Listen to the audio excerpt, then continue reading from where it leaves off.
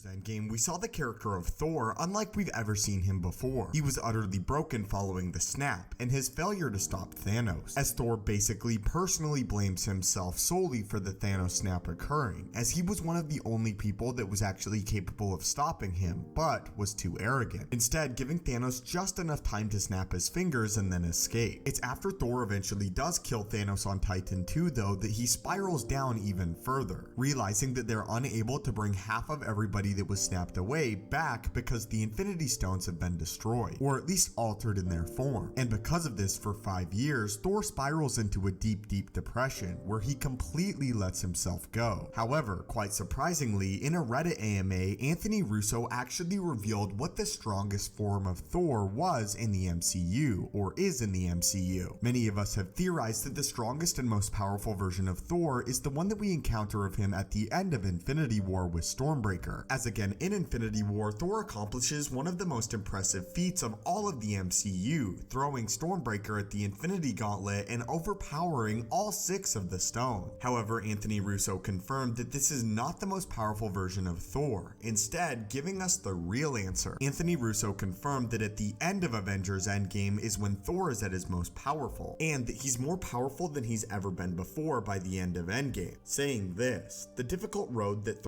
traveled ultimately gave him his strength. He was stronger than ever by the end of Endgame." Although it's not really clear, I do perceive this answer in sort of a different way. I do not believe that Thor at the end of Avengers Endgame is at his most physically powerful. Mentally powerful though is another story, and maybe Anthony Russo in terms of power is talking about his identity as a character, and not his physical strength or his abilities to use his power. Rather within his own mind being the most powerful at the end of Avengers Endgame and coming to terms with his failure. As it's clear in Avengers Endgame when Thor is battling Thanos that he's far slower than he was in Infinity War, and far less powerful with Stormbreaker. I still think it's really clear that the Infinity War Stormbreaker Thor is the most powerful, but by the end of Endgame, Thor coming to terms with exactly what he's done and his failure makes him more powerful than he was in Infinity War, at least mentally and as a character goes when concerning development. I also do want to make it clear that this is just a theory on my part, and that Thor at the end of Avengers Endgame, again with Stormbreaker, could very well be the most powerful version and iteration of Thor that we have in the MCU. It's completely plausible. At various points in the battle in Avengers Endgame, Thor was wielding both Mjolnir as well as Stormbreaker, so that very much could have added to it. However, again, in my opinion, in terms of sheer power, I find that the version of Infinity War Thor is far more powerful than Endgame Thor, for obvious reasons, as of course in Endgame, Thor really let himself go. And despite coming full circle in his character arc at the end of Endgame, that damage is still there. It's not undone when Thor realizes his mistake. But I want to hear your guys' thoughts on this, and how do you interpret what the Russo brothers are actually saying about the most powerful depiction of Thor in the MCU? Do you guys actually agree with them, and what do you think they mean as far as power? And finally, what version of Thor in your opinion is the most powerful, Endgame or Infinity War? Again, don't forget to enter the giveaway to win a brand new digital copy of Avengers Endgame. The rules to enter this are as follow. All you have to do is like this video, subscribe, turn on notifications, and tell me in the comments below what movie in Marvel Phase 4 you're the most excited for. Be sure to check out the Avengers Endgame merch page, as again there's massive deals with hoodies up to 50% off. Hit that subscribe button to assemble and join our team, and have a great day.